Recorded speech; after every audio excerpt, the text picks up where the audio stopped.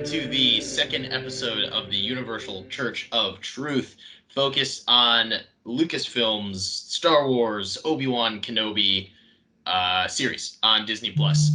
Today we are going to be talking about Part 3, as they like to call it. Joe, what are your general thoughts on Part 3 of Obi-Wan Kenobi? Love the last third. The last third really is okay. a highlight. I like that. My only issue still is I don't know what it is, but something about the action sequences is just a little awkward at times. It's the thing is I love the opening, I love the exchanges between Obi-Wan and Leia, but as soon as an action sequence, it just feels like it's like a really well shot, and it just goes, and that's I don't know why it's still not badly made. It's just a decision where I'm like, okay, this is a little weird, but I have theories on that, and I can elaborate on that later in detail what I think about it. Interesting. Yeah, it's funny. They certainly have. Deborah Chow certainly has a very specific way of filming the action sequences, which is a way that I don't think we've really seen Star Wars handle it before. It's like it almost reminds me of some of those like YouTube fan videos of the Vader versus Obi-Wan fight, from A New Hope, and people try to like remake it to make it look really cool. And I don't mean that as an insult, because some of those are really well made. It's just like it is filmed in a way that reminds me of that, where it's like sort of prequel level lightsaber technique, but the action, it seems harder. Like when the lightsabers collide, or like it almost feels like you can feel the impact of it, but it does result in that like shaky cam, which I don't always love. Yeah. But yeah, it's interesting to me that you say the last third you really liked. Myself personally, I actually liked the first 2/3 like a lot. And a lot of I think it's sort of like the first two episodes where like I have grievances, but I use that word lightly, because it's like it's not like a break the show type of grievance, just something that bothers me a little bit. I really, really liked a lot of the Obi-Wan and Leia on the run, the tension that was built up between like them and the guy driving the Imperial stormtroopers around, and them like interacting with the stormtroopers. A lot of that was really fun for me, and I especially really liked the tension that was there. Like I think it was made really well to the point of like, I know Obi-Wan and Leia don't die. Like I know ultimately they're going to be fine, but I really felt the danger of the moment, and for me it made it really fun. And I always like episodes that I think are sort of like bottle episodes, that were not that this was a bottle episode, but like that have that one shtick that they're trying to do, which is in this episode's case being like, can Leia and Obi-Wan make it all the way to this safety point without getting caught? And they do that well. So I really very much like that. I think, but yeah, I'm just gonna say, despite it feels like not a lot of plot happens in this episode, but there does, like, a lot still happens at the same time. So there's still a lot to talk about. What I find interesting about, like, even if I complain or say something about Obi-Wan, it's something I generally feel about the Disney Plus shows, is that a lot of them are built at a really high production value. Like, these are well-made, well-constructed series. The things is always, and I think that's the big challenge that Disney Plus has, even on the Marvel side, is that the expectation going into these projects is just so much heavier. Because if you're talking about like Obi-Wan Kenobi, you're talking about one of the biggest characters in the franchise besides the main trio from the originals.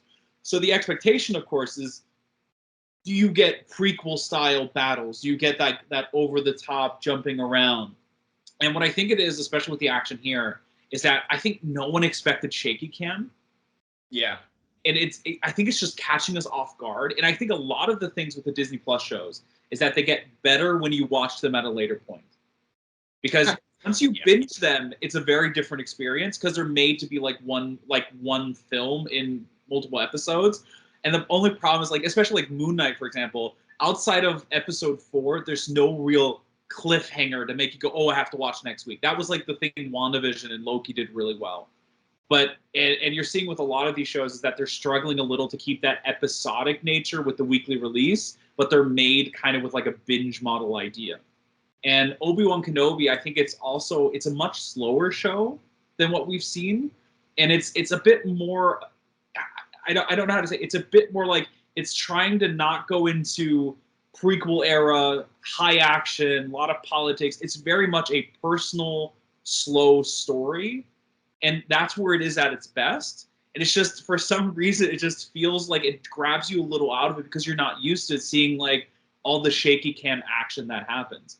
It's still like some of the choreography is. I know a lot of people make fun of the whole chasing Leia sequences earlier in the last 2 episodes, but like there's still a thought there. You know, it's just I think the shaky cam sometimes makes it look cheaper than what it was, or it might be a little bit the angles, and it's just something where I think we're just not used to. We think these people can outrun anything, they can do anything, and a 10-year-old girl is getting away from them. And then here you have like suddenly, okay, you have the shift where it's just like, okay, it's shaking a lot suddenly.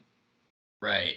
Yeah, I'll be interested to see how they handle the inevitable, like, intense lightsaber duel that's gonna happen, whether it's between, I mean, they've been teasing it between the Vader and Obi-Wan, and we see a lot of that teasing in this episode, whether that's between Reva and somebody, whether it's whatever it turns out to be. Because we still really haven't, like, this episode had a little bit of lightsaber on lightsaber action, but it wasn't the like grand duel that they've been teasing, you know? So it makes me wonder what that is going to look like, because for the most part, the action has sort of just been Obi-Wan like bodying people and then a lot of like gunfire because he's very hesitant to use his lightsaber or the Force or anything like that.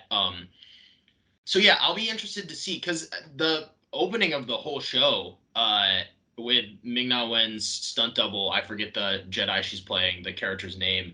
Uh, that I really liked that, and I did on the rewatch too. I loved the way that was shot, the way that felt. It looked gorgeous, and I feel like I haven't felt that since that opening scene.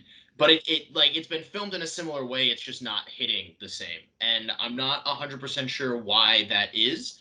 But I'm hoping later when we get more like straight up Jedi, Sith, Inquisitor action, that if we get that action, that it feels a little bit more like the opening of the show. I have a theory on why probably she chose shaky cam. Why? Because the thing with shaky cam, commonly what it was used for, you know, this was like Batman Begins era where it was like shaking everywhere. But I feel like that the idea is that the camera reflects Obi-Wan. He if we think back, he called them primitive weapons, blasters. Yep. He uses them quite frequently. He's using karate chops, which is hilarious. Those are the best shot sequences though. Like those were when he does all those karate moves, it's steady, but when he holds a blaster, the camera shakes a lot. And it feels like very and I feel like the idea is that the camera reflects his inner turmoil. As soon as he does something he's not comfortable with, it starts shaking. Because it even shook when he finally wielded his lightsaber. But you could see he's technically scared. He didn't want to use it. He was forced to use it. And the camera, I feel, is supposed to reflect how he's feeling about what he's doing in the moment. It just comes out a bit. And my hope is as the series goes on, the camera gets more and more steady, that the final battle is like a classic prequel battle, where it's like steady and just action pure. I like that theory a lot. I don't think I would have ever seen it that way, but I do like this idea. Well, I mean, so viewers at home, I was able to take notes this time. I couldn't take notes during the premiere because there was no phones or it was exclusive footage, so very big deal. But for this one, I was at home watching, so I could take some notes. And one of the things that I wrote down was that I know I've talked to some people who've complained about it, and to each their own on their opinions. But I like that this show continues to portray Obi-Wan as a character who is just so, like, I wrote the sentence I wrote down is, I like that Obi-Wan is weak. And what I mean by that isn't necessarily yes, he's been shown to be weaker in the Force than usual. Vader even comments on it in this episode that all those years in hiding have made him weak. I like that aspect, but I like that like mentally this is a man who is suffering. And I like that when he's finally confronted by Vader, now we're seeing the first time he's realizing Anakin is alive, the first time he's seeing, he has that line like, "What have you become?" And Vader says, "What you made me," which I loved. That was great. That was a great scene. Uh, all that aside, though, I like that his reaction is he looks like he doesn't want to pull out his lightsaber. He's terrified. He hasn't turned that thing on, since he buried it in the sand right after Revenge of the Sith. I mean, when you think about it, the last time he used that lightsaber was probably also against Anakin. So like, he doesn't want to use it. He doesn't want to pull it out. And when he does pull it out, I was expecting the show to make him igniting his lightsaber for the first time be this like huge moment with like music swelling in the background and like the hero has returned. But like you said, and I'm so glad that you said it, that's not what it is. He doesn't pull it out with purpose or intent. He doesn't pull it out in some grandiose moment. He pulls it out of fear because he feels like he has to, and it just sort of happens. And when he pulls it out and ignites it, it looks good. I like the way the lightsabers are filmed, but like that blue shining against his face is just to me revealing someone who is so unsure of himself in that moment. And as a viewer, you're unsure of him as well because you don't know how he's going to handle this situation. It turns out poorly, but like, He got manhandled. yeah, he gets manhandled, but like he would, because I mean Vader's been rampaging for 10 years and he's been hiding in a cave, and Vader wants to hurt Obi-Wan, and Obi-Wan doesn't want to hurt Anakin, so like it makes sense that he would get manhandled. And what did you think of? I gasped in shock when Vader was like, "I'm gonna burn you the way that you burned me." I was like, "That is nuts. That's crazy." Like that's why, like the thing is, when I said I love the third, it's not that the beginning is bad, it's just that was so memorable for what he did, because there's so much build up. You have Vader literally just walking in town, freaking breaking someone's neck without even hesitation and dragging someone randomly just to provoke. Like, holy shit, he is not here to play. But what I wrote in my review for the site, what I found interesting is his movements are still a little erratic. Like when we think Vader, we always think of like Rogue One, the opening sequence. We think the original where he walks with purpose. And I wrote is that I feel like you still see that little bit of Anakin in him and how he walks around. And it's such a subtle thing, but says so much. Well, and I think that when he's around Obi-Wan, the Anakin comes out in him a little bit. Because as we know, Anakin is still in there. I mean, that is Anakin. Yes, he's turned to the dark side. Yes, he's doing terrible things. But that guy who loved Obi-Wan, that guy who now hates Obi-Wan because he loved him and all of that stuff, like that person is still in there. And I think that that's a huge advantage for this series specifically, even though, as we found out, he's not doing the voice, the grand return of James Earl Jones, which is awesome. I was surprised. I'll be honest. Yeah. Like, oh, okay, we're still sticking to it. Yeah. But I think that's the advantage you get of having Hayden in the suit, is that you now have that is Anakin Skywalker. That's literally Anakin Skywalker in there. So the Anakin that is in the prequels, that's his body. Those are his movements. That's his body language. And I think that you are going to get that in this show in a way that no other. Because before they would just hire like a big dude who could move in the suit, and he would just like do the whole like regal stiff thing, which worked for like the other stories. But in this story where you need Vader to react emotionally, if you're not going to have Hayden doing the voice, have him do the body and have him have that body language. But I mean, it was like him walking through the streets and just breaking someone's neck with the Force and just like cold blooded. Like that was nuts. And it was cool. It was cool to see the return of his castle on Mustafar. That was nice. A nice little touch. It's what stands out a lot of this is that, they're building up what is the big confrontation of it. And they have what they did right was, especially with the first two episodes, you do feel like that was made on purpose, that these two would come out to build up to the, oh, he's still alive. And now I didn't expect actually them to meet until the last episode. Yeah, I was surprised that they just did it in the third episode. which Yeah. was great. And the idea of him burning him to be like, you'll feel what I did. I love the buildup because I was confused at first. I was like, he just destroyed this random thing. I was like, oh, it's fuel, and just that little lightsaber tap to make the fire and drag him in. Yeah. Was such a powerful moment. And then I love, from a cinematography standpoint, the fire in the eyes. Yep. What a beautiful shot, and how did no one ever do that before? It's been stuff like that has been done sort of in like the animation and the like video games. Like they have done stuff like that. You can't replicate. I mean, you could. Animation is valid. I love animation, but like the way it comes off in live action is so real and like intense.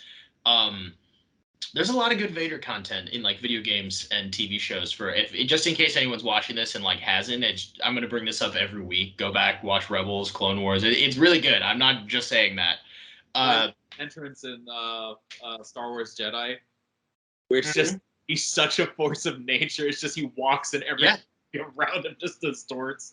Well, it's like you brought up with him feeling more like Anakin in this. I mean, he still feels like a force of nature, but since like Disney, I mean, even before that, but Disney Star Wars and the Marvel comics, Star Wars Rebels, Jedi Fallen Order, all of that sort of stuff. Whenever Vader shows up, they very much want him to be that force of nature. Like that's the exact way to say it. I mean, in Rebels, his grand entrance is he like stands on top of a TIE fighter and uses the force to like lift himself. Like it's insane, right? Like he's just unbeatable monstrosity.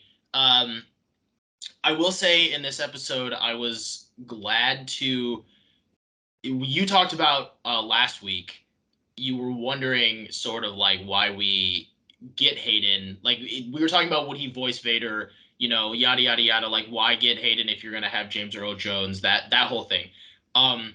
But what I thought was interesting was Obi-Wan having that vision, hallucination, whatever it is, and you see Hayden as Anakin, like in that field, turn to look at him, and that makes me wonder, in a later episode, is that going to happen again?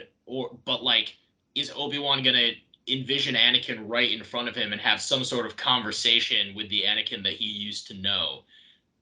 Through whether that be like a force vision, hallucinating because he's very injured at some point, or there's a million ways they could play that. But I do wonder if that's a tease of we are going to see Hayden as Anakin Skywalker through the eyes of Obi-Wan Kenobi at some point.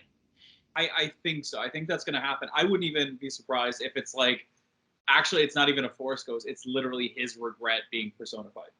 Yeah, that's sort of what I mean is the force is mysterious like that, and they've had a lot of projects in the past where, I mean, this is gonna keep coming up, guys, but in Star Wars Rebels, there's a whole sequence where even after the Grand Inquisitor dies, whether or not that's the same one in this show or a different one or whatever, there is a whole sequence in a Force cave where through Force visions you see Kanan sees and speaks with the Grand Inquisitor from before he fell to the dark side and he was a Jedi Temple guard. I don't know if I went over the backstory of Grand Inquisitor or if do you know it, Joe? I'm not. Yeah, he was force sensitive, but he was a guard in the Jedi, and before he, after it went down, he was pretty much dragged into the Grand. But I don't remember. I think he was kind of sort of a little evil or something. His whole thing was that he was a Jedi Temple guard, which some Jedi do become guards instead of like going out in the field and yada yada. And he had this cool golden armor and he had a yellow lightsaber because that's what Jedi Temple guards had. And he was present for the trial that resulted in Ahsoka leaving the Jedi Order. And he was one of the guards who arrested Barriss for planting the bombs and yada, yada, yada. And basically the story goes is that he saw all of that go down. He knew that Ahsoka was innocent. He saw how the Jedi Council handled that. He saw how the Republic handled that. And he became just as disillusioned with all of it as Ahsoka did. Palpatine took advantage of it, turns him to the dark side. He becomes Grand Inquisitor, yada, yada, yada.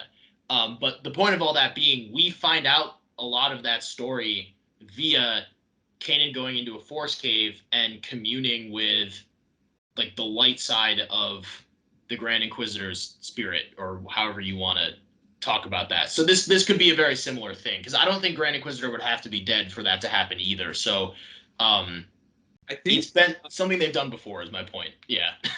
I remember I think the Grand Inquisitor lived on after Rebels, and he was literally a living Force ghost that Darth Vader kept somewhere and wouldn't let him like pass on, and he was using him still. Oh, interesting. I remember there was a comic where I read where he was still around. It was after Rebels, and his ghost is pretty much still alive and forced in like this forever torture of existing and protecting. I could see that happening. That's no chill. He doesn't care. No chill. But yeah, so I'm wondering if I did like that brief little moment and the way that Kenobi kind of saw that. We listen. Speaking of Kenobi, this is another thing. We're gonna get through all my notes, but we learn a bit about Obi-Wan Kenobi's backstory when he surprised me. Talking to Leia. I wasn't ready for it.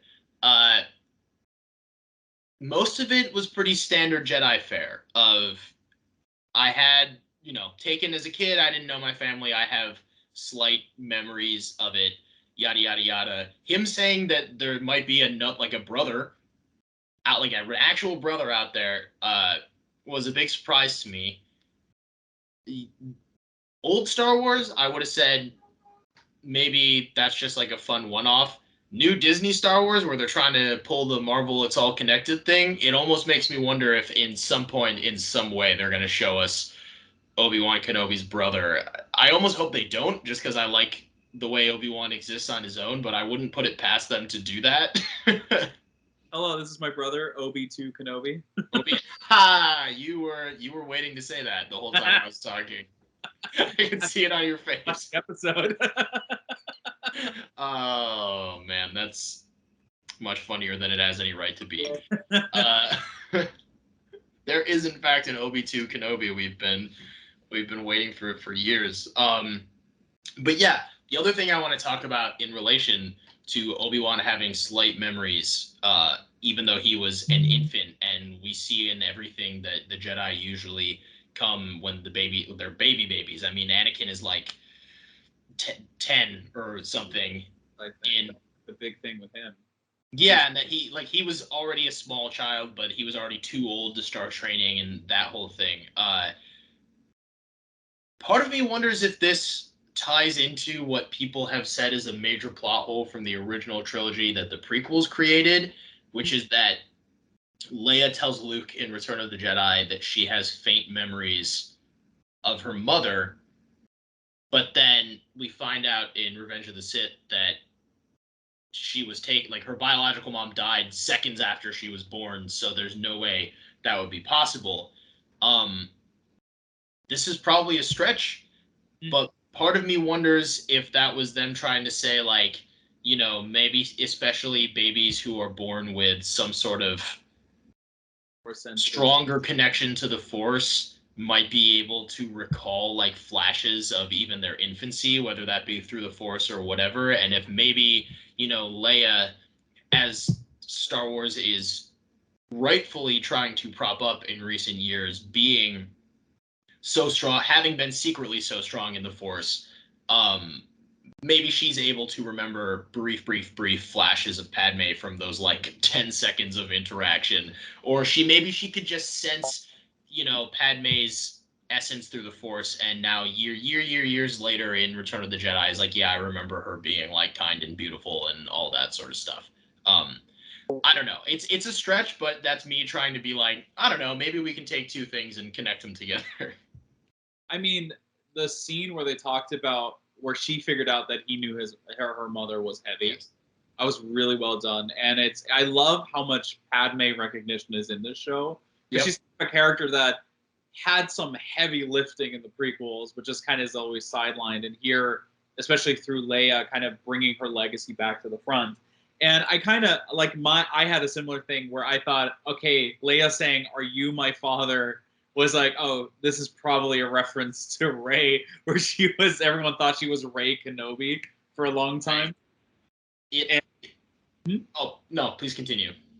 And it was just a fun nod. But when he went, I wish I was your father. I was like, that's a line that's so interesting, and that kind of highlights he had a connection with both of them early on. Even though earlier in the season, like, I have to look out for the boy. It's like I don't. It just highlights that it was never an easy decision for him. No. And part of me also, I think what you said is accurate. I think that might be like a fun reference to like people always theorizing that he was going to have kids. But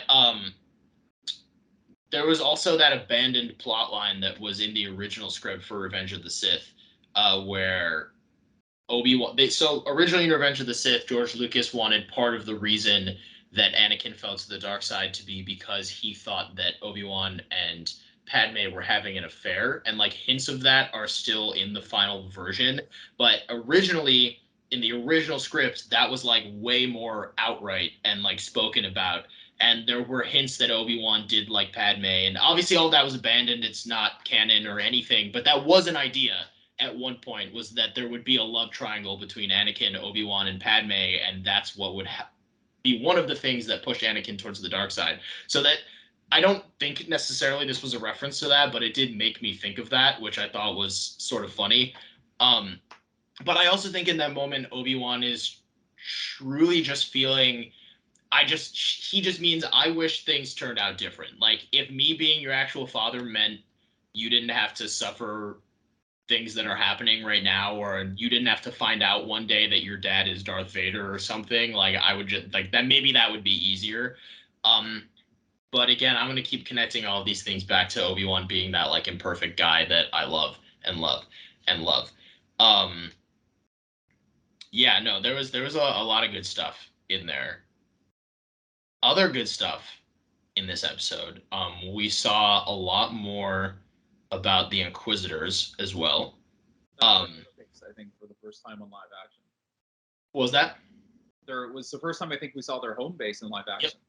Because we saw in Star Wars Jedi, you can visit it, the underwater part, but it's the first time we actually were in there. Right. I was gonna bring up their base has one of my favorite names in all of Star Wars history. Their home place that we see them go to in this episode is called the Fortress Inquisitorius, and I just think that is some Mad Max type. Like I love that name so much. It goes way harder than it needs to. They don't specify it in the show, but for the sake of people paying for Patreon to listen to us talk about it, the Fortress Inquisitorius exists on a moon. It's actually not a planet. It's the moon Nur, N-U-R, and it's a fully water planet, much like Camino, or the one from Star Wars Resistance that I'm forgetting right now. But yeah, so it's the moon Nur, Fortress Inquisitorius in Star Wars Jedi Fallen Order. You go there, there's a lot of dramatic stuff that happens.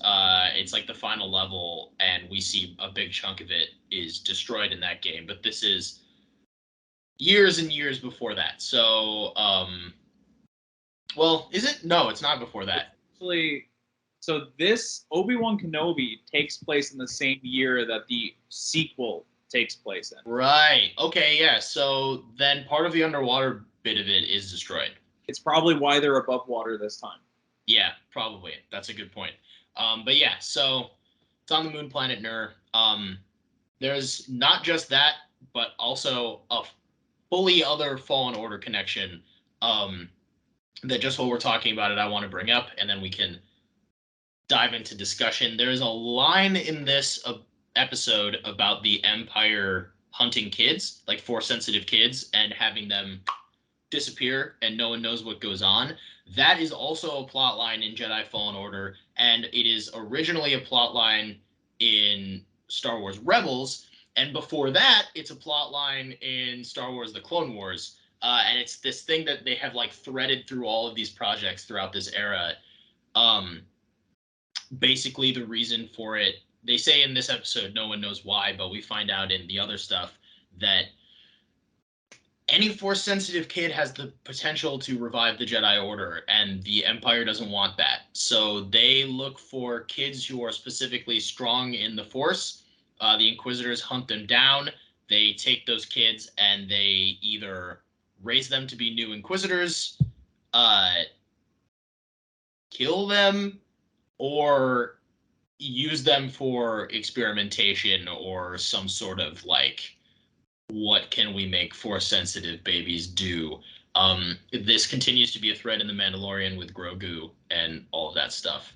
But part of the reason that Fortress Inquisitorius is destroyed in Jedi Fallen Order is the holocron. That's like one of the main things in Fallen Order is that both the good guys and the bad guys are looking for this holocron with names of a ton of Force sensitive babies for varying reasons. It was also with I can't remember her name, which sister she was, but that she was herself transformed as a youngling, or she was very young, I think, and they made her who she is, and like that whole, because the thing about the Inquisitors is that there's like this weird balance between some of them have the dark side in them for a while, some of them are just completely brainwashed, they have no choice at all, which raises an interesting question, like where does Reva fall into in this story? Yeah.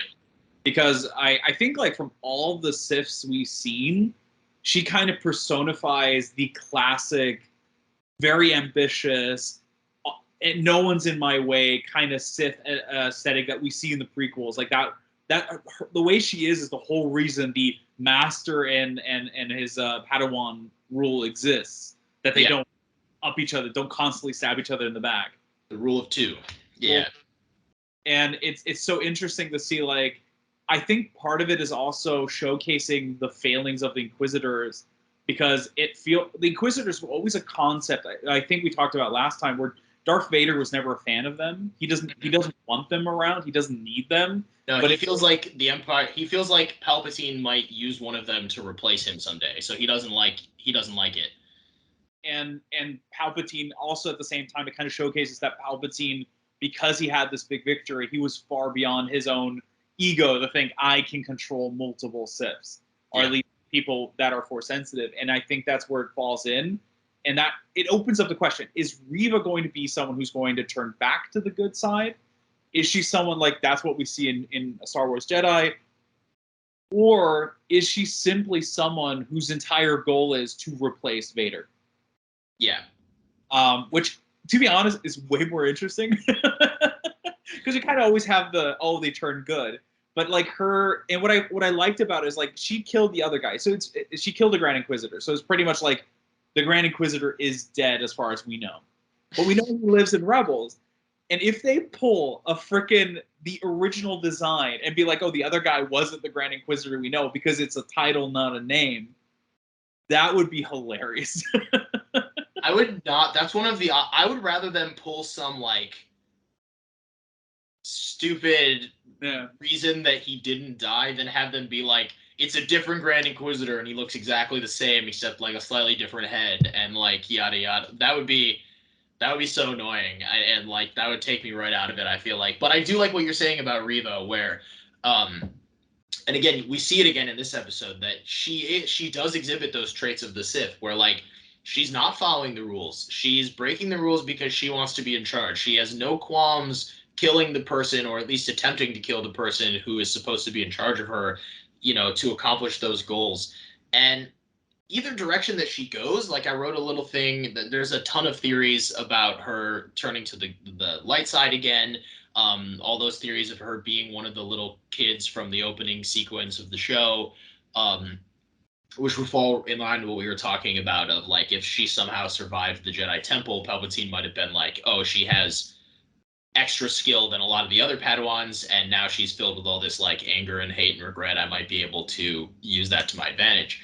But it would be interesting if we see her double down on the dark side and be like, no, like I killed the Grand Inquisitor. I'm gonna get up next to Vader. I'm gonna try to kill Vader. Like I'm gonna be Palpatine's new Sith apprentice. That would be really interesting. I would like for them to dig into that sooner than later. One of my slight grievances is that as much as I truly do like Reva, I really want to know more about her goals and ambitions. And I think these 3 episodes, it's been totally fine. She hasn't been like the main focus, but I don't want it to be one of those things where we don't really know why she's doing anything until like the last episode. Like I think whatever choice she makes, double down on bad or lean back towards the side of good, becomes infinitely more intriguing if we know why or we know what's going on in her head when she makes that decision. So I'm hoping like next episode or at least the 5th episode, they tell us. I don't want it to be like a last minute thing, but I feel like they're gonna tell us at some point.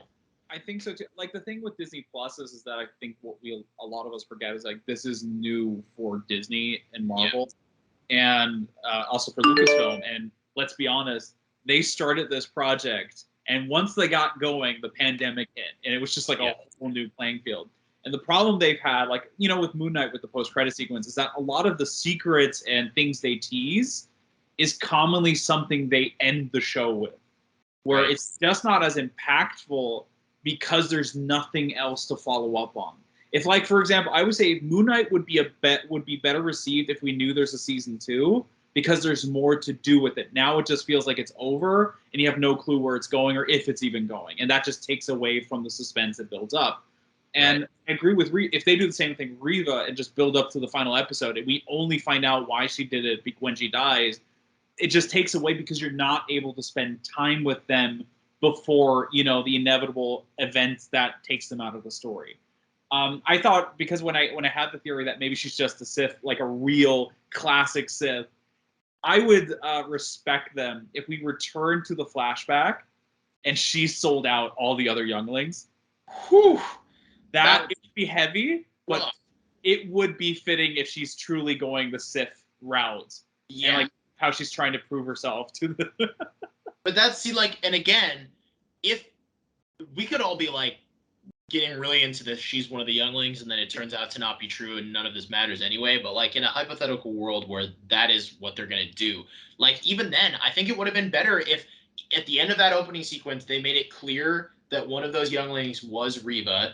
And even if that's the twist at the end, I think that works better if we spend the first 5 episodes thinking, oh, she's one of the younglings and she's going to turn back to the light side because, like, she used to be good. And then the reveal is that the part they didn't show us was her selling them out or something like that. Like, I still think that works better if we know the whole show, sort of what's going on with her. But, weirdly disconnected because, I mean, she is technically the first person we see in the show would fit Reva. But it's something where it feels like they want to turn it into a mystery that isn't relevant to the Obi-Wan story being told. It's more of a, oh, okay, that's how that connects, rather than a mind-blowing twist. Like if we knew who she was and kind of believe that because that would like enforce like, okay, she thinks Obi-Wan's the one who betrayed them, for example. Right. A transmission. We think Obi-Wan or someone betrayed us and blah, blah, blah. And then she pulls that out and as a Sith puts that hatred on Obi-Wan. It would enforce her character. Right now, it's like, it's kind of like J.J. Abrams' mystery box. Mm-hmm. Where it's not filled and they're just waiting to open the box at the end. And it's not bad. It's just sometimes the emotional arc for these side characters gets overshadowed as a result of it. Right. Yeah. Yeah, I guess I can see that. I don't know. I feel like you can do both if it's written, or even if they like tied Reva into Obi-Wan. Like if there was some reason that she specifically wanted to hunt down Obi-Wan so bad outside of knowing that he means something to Vader, or whatever that is. But yeah, I mean, I hope that we get more of that in the future. Let's see. I have a few more notes here. I sometimes go on tangents. No, that's okay. Tangents are good. I feel like we could make every episode of this like 3 hours long if we really wanted to, and it's just like no one would watch all of it. I liked in this episode we get to see more of that, like how the galaxy itself, like the everyday people of the galaxy, are operating in this time period. For example, like a humble truck driver who has the like Imperial flag on the back of his truck in the same way that we might see someone in the real world Yeah. driving their. Should I alienate more people? Driving a pickup truck down the street with like a Confederate flag on the back. Like that is what it felt like it was sort of in comparison to. Um, take it how you will, anyone at home. That's sort of what I'm seeing from that. Uh, but yeah, like just the fact that I mean, there would be people like that in the galaxy who hear what the Empire is telling them, they believe it for whatever reason, they respect it, or they're being fed lies. It's not entirely their fault, but yeah, like those types of people would exist. Someone who is just like chill with stormtroopers, in the same way that some people in Germany might have been chill with Gestapo because they were told back in the day like these are the good guys or yada yada yada yada whatever. But it was weird to see that, and you never think about someone being like that, and then you think like yeah, like those people probably would exist in this galaxy, and like, yeah, it was weird for me to see it and to see him be like, they're like, missed the transport again. He's like, don't worry, good old Fred is here to give you a ride through customs or whatever. And I thought that was a really interesting peak.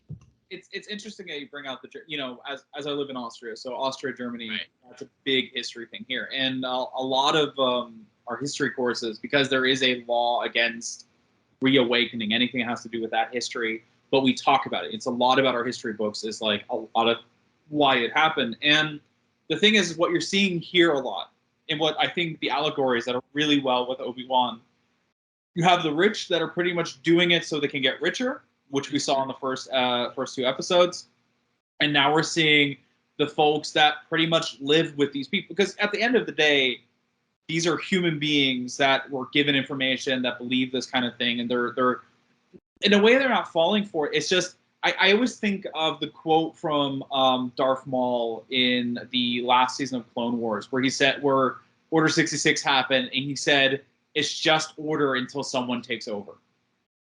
Yeah. And we're kind of seeing the repercussions of it, and it's kind of a nice touch to take a deep dive. We see stormtroopers pretty much doing their everyday. Like these poor guys are just running around this mining system and just doing their thing, and but at the same time they're not, they're doing terrible things, but we don't see them physically do it. And this time around, I mean, to be honest, I think the worst thing that happens to anyone in this episode is the one guy who falls into the laser.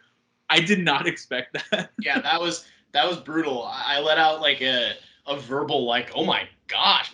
Like they showed it too. Like it wasn't even an off camera thing. I was like, wow, not expecting the brutality of that. He shot first, but Jesus. Yeah. To go off like that.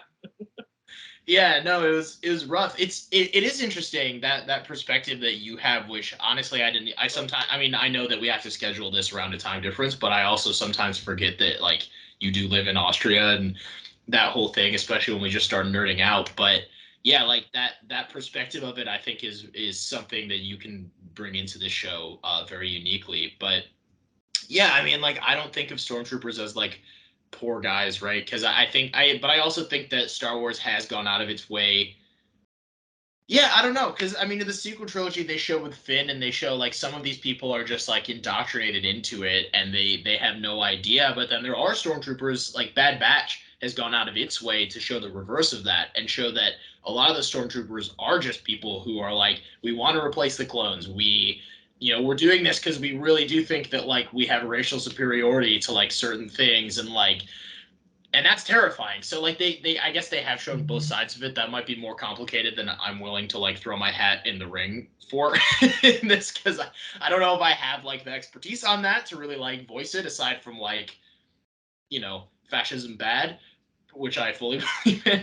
So the interesting thing about it is, so back in the day, if you talk about National Socialists, they had the Aryan race thing, and also the Übermensch, der perfekte Mensch, der das kann, and it's always this, that they're trying to create the perfect human being.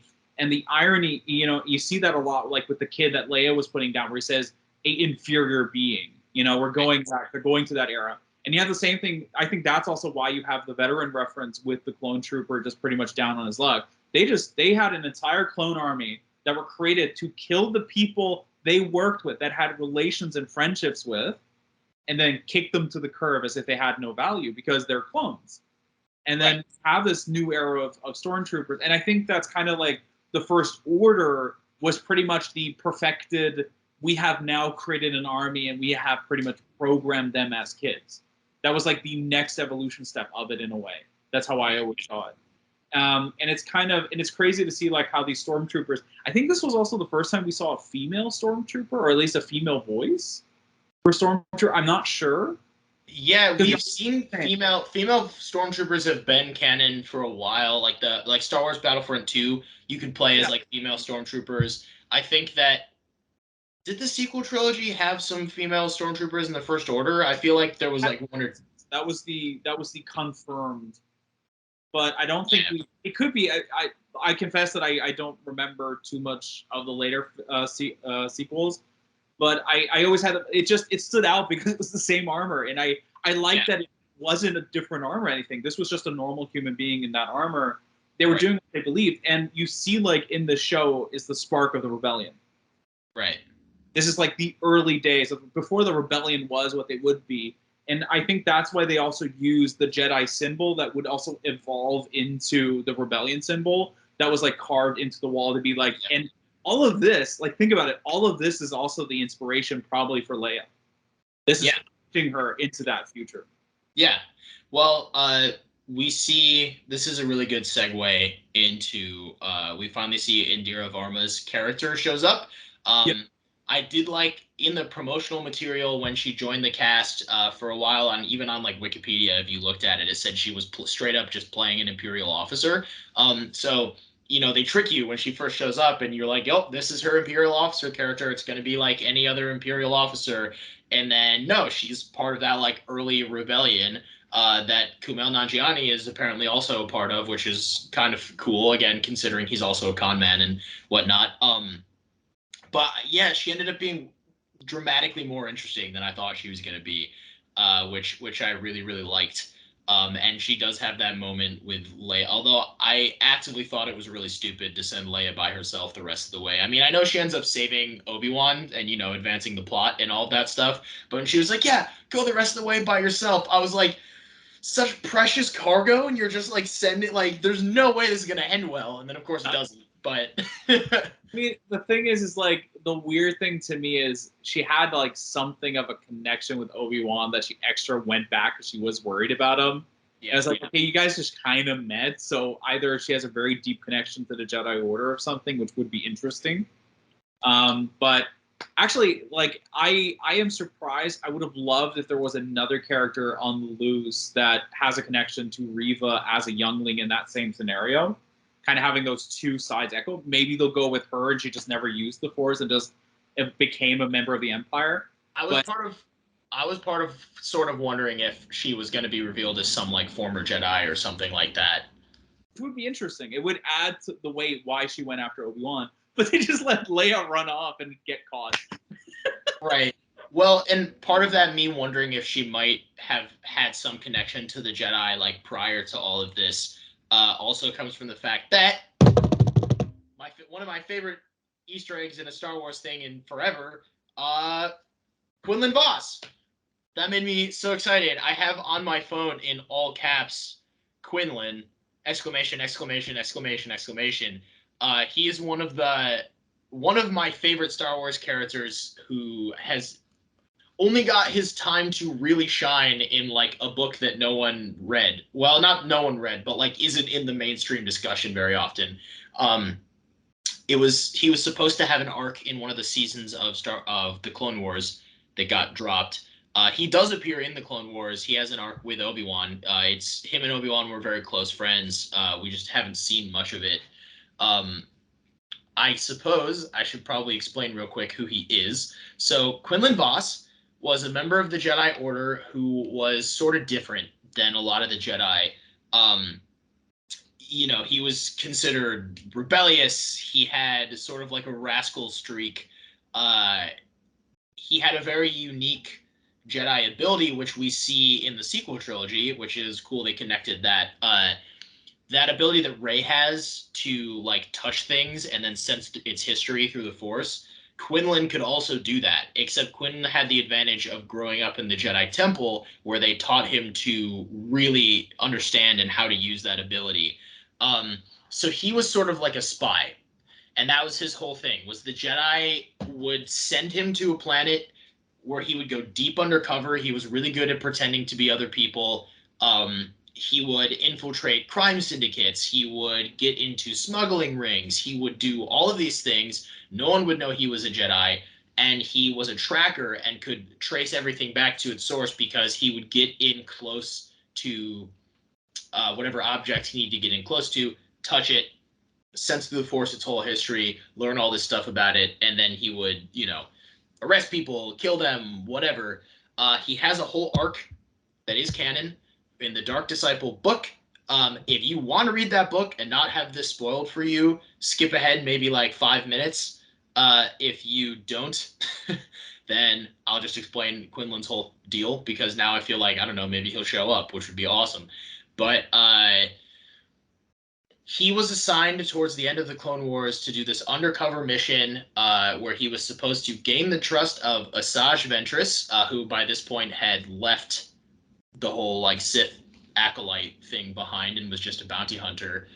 Use her to get close to Count Dooku and then assassinate Dooku, because the Jedi felt like the war was going to keep going as long as he was alive. They had tried all of their ethically appropriate solutions. Nothing was working. So they were dipping their toes in their enemy strategy and saying, hey, we'll send this guy who is morally ambiguous for a Jedi anyway, and we'll have him go kill Dooku. Well, long story short, Quinlan ends up falling in love with Asajj and leaving the Jedi Order altogether. For a brief second, Dooku gets to him and straight up turns him to the dark side, and he goes by this like dark side name of Admiral Enigma, which was super cheesy. And he he does this whole thing, and it's kind of ambiguous whether it's part of his ruse or he actually falls to the dark side.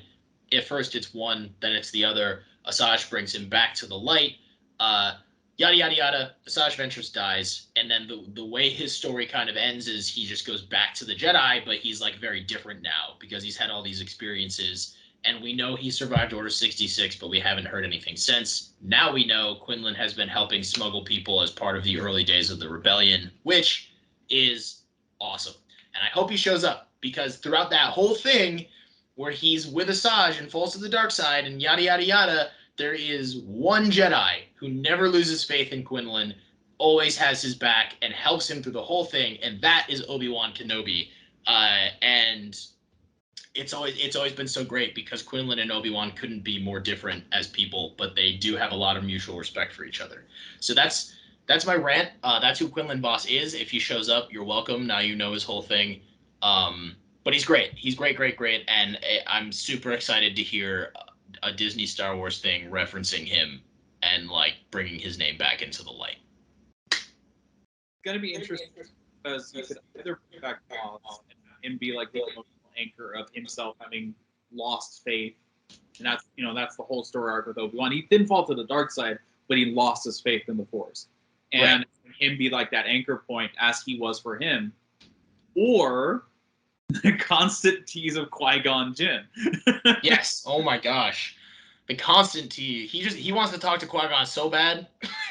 I'll do, but he's not showing up. He's not showing up. And it makes me feel like by the end of this show, whether this is also a last episode thing, they're gonna do the whole thing where we know Liam Neeson is coming back for Tales of the Jedi now, so we know he's like in communication with Lucasfilm. It feels like even if it's just in a vocal capacity, he's gonna show up. We know he shows up in Rebels, which takes place after this. They're gonna show Obi-Wan learning how to become a Force ghost, or at least further hint towards that at some point. It's got to be a thing. It's got to be a thing. I don't know. The constant tease. I still love his quote where Neeson said, "Oh, that's ridiculous. Not to return as Qui-Gon Jinn." And then he voices the character in projects very openly. Yeah. He's like, I won't do a TV show, but now we're on the second animated TV show that he's confirmed to return to do voice work for. So it's like, that had to have been him trying to misdirect people, and he just like forgot he also did TV shows already or something. he tried to. Isn't it now called Garfield us? Yeah, he's trying to Garfield us or whatever. Ay ay ay. Two other things. I had a note here, but we kind of talked about it last time. With I like the way that Leia continually treats droids really well. Yeah. And we see that she's correct, where everyone's like, he's just a load droid. He doesn't understand us. And then it's like, no, he does. And he's ready to like hit you with a sledgehammer if he really needs to. I like that. And I like that we continue to see that. And we continue to see that being an allegory sort of for like good people treat droids well, bad people don't, that yada yada. Two other animated series things I'm noticing from this episode that connect really well. One of them being the fifth brother trying to have that power struggle with Reva.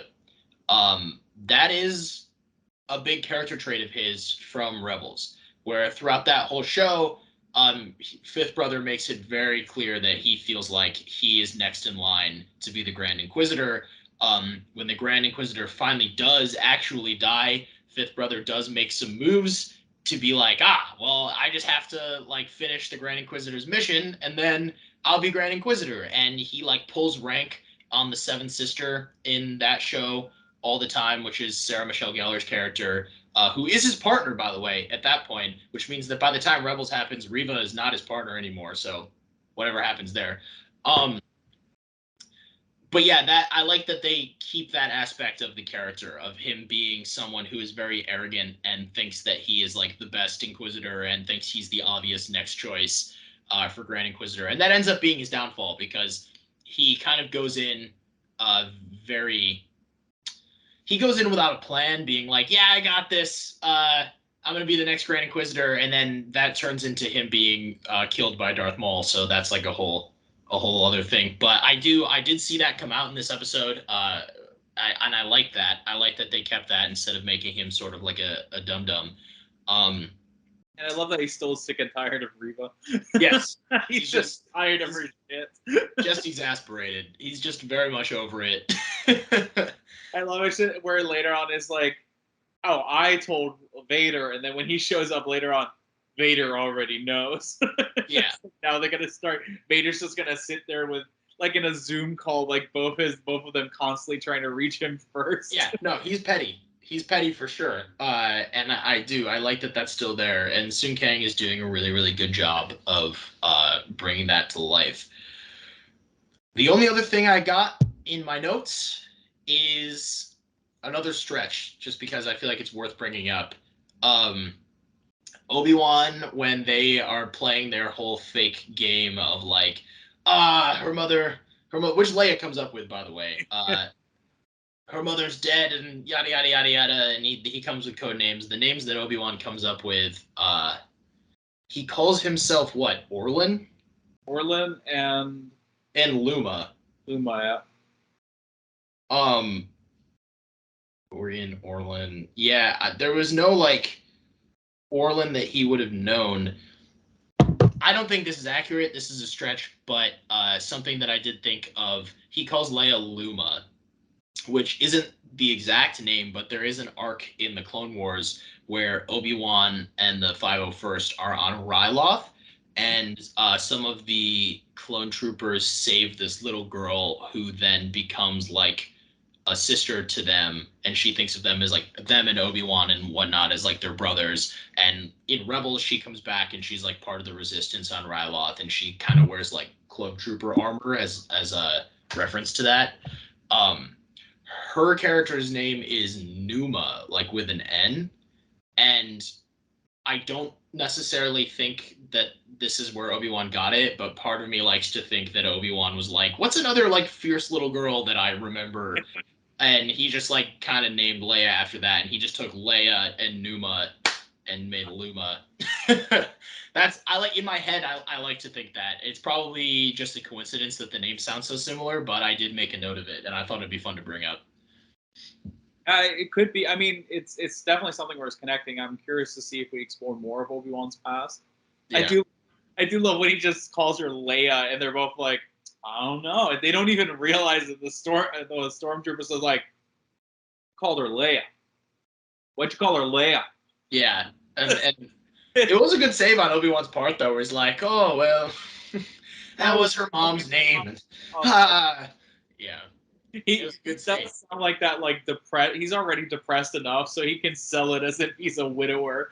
Yeah, he's like, "I'm disgruntled enough for this to play out." Yeah. So I think for the most part, that's what I wanted to talk about. Is there anything else from this episode that you wanted to get into? Maybe want insight on? One last thing, and it's a bit of a complaint. Okay. Why did they have to turn off the gates? They could have just walked around it. Have them turn off the right side that just walk around the tower. Oh. Yeah, that's true. I also thought it was funny that Fred couldn't, like, when he talks to Leia about his past as a Jedi and like about Padme and stuff. He's just, I know he lowers his voice and he's whispering, but it's funny what Fred is and isn't able to hear from the driver's seat. Because like he barely says anything louder. He'll be like, "Hey Fred," and Fred's like, "Yeah," and then he looks at Leia and he's like, "Yeah, when I was a Jedi," and Fred like doesn't react to it. And I'm just like, so it's very selective hearing. It reminds me what you're talking about. What was that? He's like, "Oh, it's just a story." Just a story. What you're talking about, though, reminds me of that scene in, I don't know if you saw Unbearable Weight of Massive Talent, but it's in the trailer, too, where Nicolas Cage and Pedro Pascal are trying to, like, get over the wall, and then they find out they could have just walked around it the whole time. That's what that reminds me of. I always think of what is the movie? In Blazing Saddles with the toll booth. Where they could just walk around and just stuck in the toll booth. That's great. I mean, it's not bad. It's just such a funny moment. As soon as you start thinking about it, it's like he really didn't have to rush to turn it off. He could have just walked around. Yeah. It's the little things. Yes. Goofiness of that Star Wars represents sometimes, which I think many have forgotten over the years, that there always have been goofy moments in these. Franchises. Yeah, we talked about that last week, where like Star Wars is not afraid of having goofiness interspersed with, like, even in their most serious moments, it's like they'll be the most ridiculous visual you've ever seen, and they're just playing it like it's a serious thing. I mean, even Fred, he was just like what's the animal? I'm blanking on the animal's name right now, but he straight up just looked like an animal that exists in real life with like the goofy nose and stuff. He's like a human mole kind of. Mole, yeah. He's just a mole. Like that's the funny, like in the same thing that last week had a bounty hunter who was just a dinosaur. Like Fred's just a mole, and that's what it is. And I like that it's like one of the most tense moments in recent Star Wars memory of like, is Obi-Wan's identity going to be revealed? And the whole time, one of the main guys creating the tension just is a mole. Just a mole. He's literally a mole for the Empire. Like, they're not subtle about it at all. Got it. He's literally a mole. Like, it's just, and I love that. I love that about Star Wars. They'll always do that. Yeah, on that note, I feel like we've more or less covered it. Yeah. I'm not in the Patreon conversation, so if anyone gets mad about anything in here and yells at us for not covering something, Joe, you let me know, and we'll talk about it. We'll talk about it next week. I promise. If something wrong, we'll do the right thing and fire JJ. No worries, we got it. Yeah. If we did something wrong, just yell at us. We'll fix it. If I continue to alienate you, I'm probably not going to fix that. Probably not going to fix that. I think we're good. On that. Yeah. So, thanks for joining us again for another week of the Universal Church of Truth, covering Obi-Wan Kenobi, Episode 3, titled Part 3, continues to be on the nose. I have been one half of your host, Hunter. This has been the other half, Joseph. Whichever side of me he ends up being on. Thank you for joining us. See you next week. Till next time.